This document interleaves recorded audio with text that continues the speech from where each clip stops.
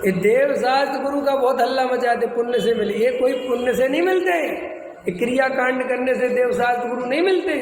सुन लो अच्छे से, ये तुम भूखे मरे हो गए पिछले जन्मों में इसलिए तुम्हें देव शास्त्र गुरु मिल गया, ये अर्थ नहीं है। या तुमने कहीं दान दिया होगा इसलिए, अरे नहीं, जो किसी जन्म में या पिछले जन्म में हमने कहीं सच्चे देव शास्त्र गुरु की भक्ति करी होगी, हमने सच्चे देव शास्त्र गुरु का बहुमान करा होगा, उसके बदले ये मिला है देव शास्त्र गुरु। अगर हमने दान वान दिया होता तो हम इस जन्म में करोड़पति होते, उसका फल ऐसे नहीं है। ये देव शास्त्र गुरु धन देने से नहीं मिलते, देव शास्त्र गुरु देव शास्त्र गुरु से ही मिलते हैं। आया समझ में? इन लोगों के अच्छी बुद्धि पड़ी हुई है कि भूखे मर, अरे तो भैया प्यासे रहे, रोटी छोड़ी, उससे देव शास्त्र गुरु का कोई संबंध नहीं है। देव शास्त्र गुरु का संबंध तो हमने किसी पर्याय में सच्चे देव शास्त्र गुरु की अनुमोदना करी होगी, उनका स्वरूप समझा होगा, तो हमें यहाँ आके मिल गया।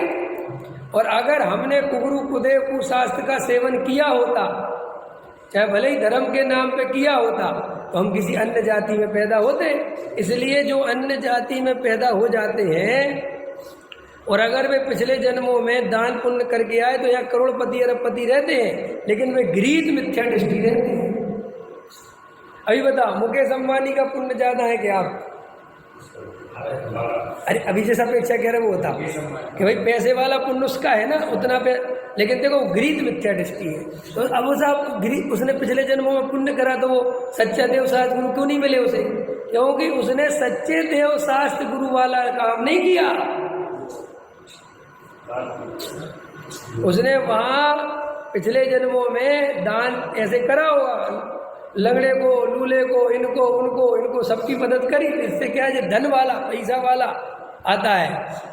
और ये सच्चे देव शास्त्र गुरु के प्रति जो अपन ने किसी अहो भव भाव, जैसे अभी अपन है, अभी अपन सच्चे देव शास्त्र गुरु के प्रति अहो भाव से रहते हैं, सच्चे तत्व ज्ञान के प्रति अहो भाव से रहते हैं, तो इसके फल में ये वापस संयोग मिलेंगे। ये तुम्हारे भूखे रहने से, उपवास करने से, पहाड़ चढ़ने से इससे कुछ नहीं मिलता है। इससे तो जो मिलता है वो बाहर में मिलता है। तो इसलिए जो पुण्य करते हैं, हम जो ये समय सार सुन रहे हैं, भगवान आत्मा की बात सुन रहे हैं, इससे हमें उस जाति का पुण्य बनता है जिस जाति में देव शास्त्र गुरु का समागम मिलता है।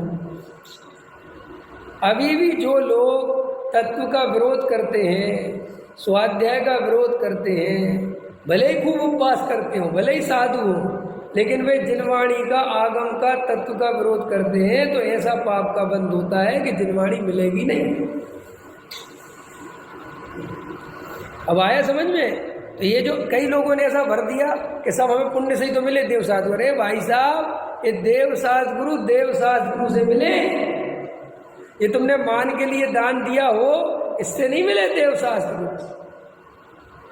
तो ये पुण्य की जो उपादेय बुद्धि है ये टूटती नहीं है, और ये पुण्य पाप से बहुत ज्यादा खतरनाक है, क्योंकि ये पुण्य के फल में जितना भ्रमित होता है जीव, पाप के उदय में जीव जागृत रहता है। इसलिए देखो, हमारा ये जो मनुष्य पर्याय है ना, ये मनुष्य पर्याय बहुत कीमती है। क्यों कीमती है? कि इसमें जीव को चेतने का अवसर बहुत है अगर वो जागृत रहित हो, क्योंकि इसमें अवस्थाएं बहुत बदलती हैं और पर्याय में अवस्था बदलती नहीं। जैसे आप देवगति में चले गए और आपको वहाँ 22 सागर रहना है, तो आप एक से ही रहोगे, बिल्कुल कोई चेंज नहीं, नो चेंज, ना बुढ़ापा, ना बचपन, ना जवानी, कुछ नहीं होता वहाँ। सिर्फ आप एक से जो बैठे हो बस बैठे रहो। अगर आप नरक गति में चले गए तो वहाँ डंडे पड़ते रहेंगे, एक बिल्कुल एक रूप बना रहेगा। त्रियंच गति में चले गए तो निरंतर भोजन, भटकते कोई कुछ नहीं। लेकिन ये मनुष्य गति ऐसी है जहाँ पल पल रिश्ते बदलते हैं, पल पल स्वार्थ दिखते हैं, पल पल नश्वरता दिखती है, शरीर में रोग आ जाता है, बुढ़ापा घेर लेता है, किसी की पत्नी मर जाती है, किसी का व्यापार लुट जाता है, किसी का कुछ हो जाता है, एकदम से पुण्य का उदय, एकदम से पाप का उदय।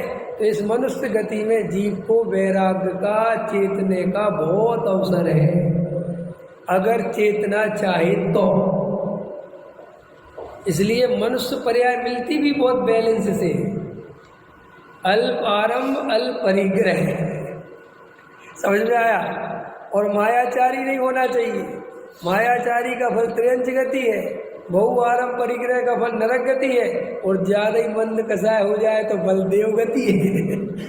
ये मनुष्य गति में बीच का चाहिए सिस्टम, इसलिए मनुष्य गति मिलना भी दुर्लभ है।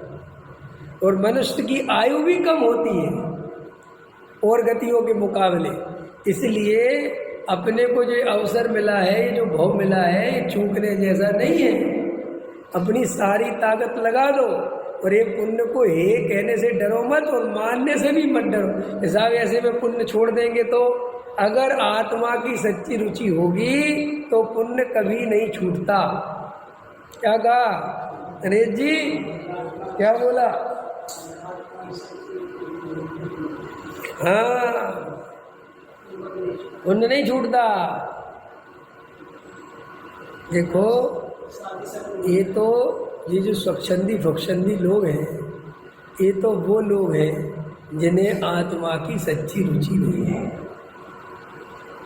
जो बुद्धि के स्तर पर आत्मा को समझकर अपनी मनमानी करते हैं, वे कोई आत्मार्थी नहीं है, वे कोई धर्मात्मा नहीं है।